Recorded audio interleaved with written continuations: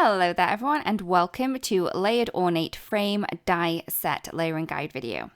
So first up I have the base layers for both of the little flower clusters here, and I am going to be cutting those from some of the frosty pink cardstock from Altenew. So I'm just going to run that through my machine, and that's going to cut all of the base layers for all of the flowers needed.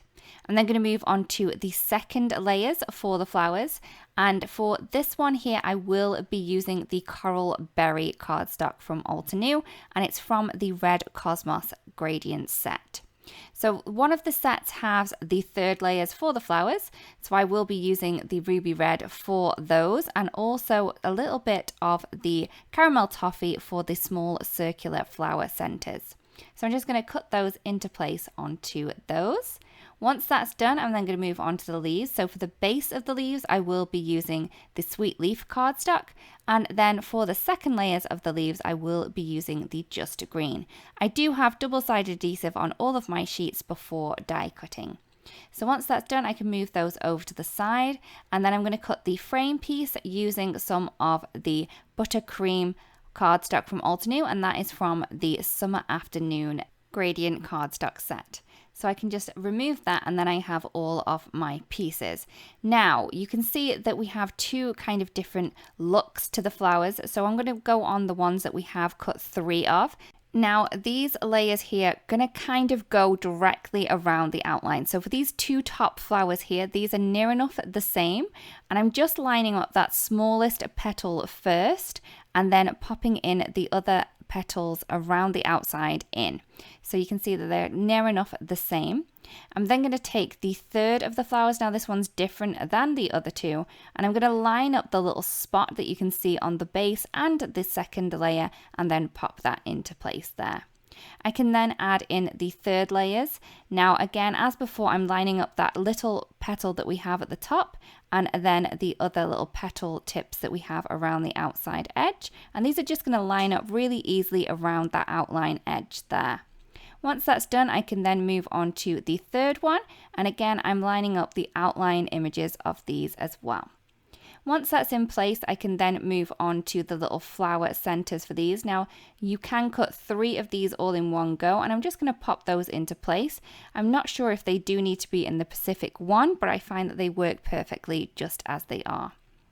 I can then move on to the other flowers. Now again, as before, most of the flowers that we have here are going to line up around that outside edge. And when I do kind of look at the flowers, you can see where they're going to need to go. Most of them will have a very distinct petal on both of the layers, and that is the kind of one that I kind of focus on first, pop that into place, and then the rest of the petals will sort themselves out.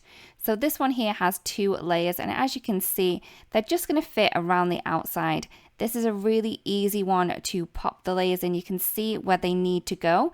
You also do have the layering guide for these on the packaging. So if you are struggling a little bit with these, please take out that layering guide that's on the packaging, and that will help you pop these into place perfectly.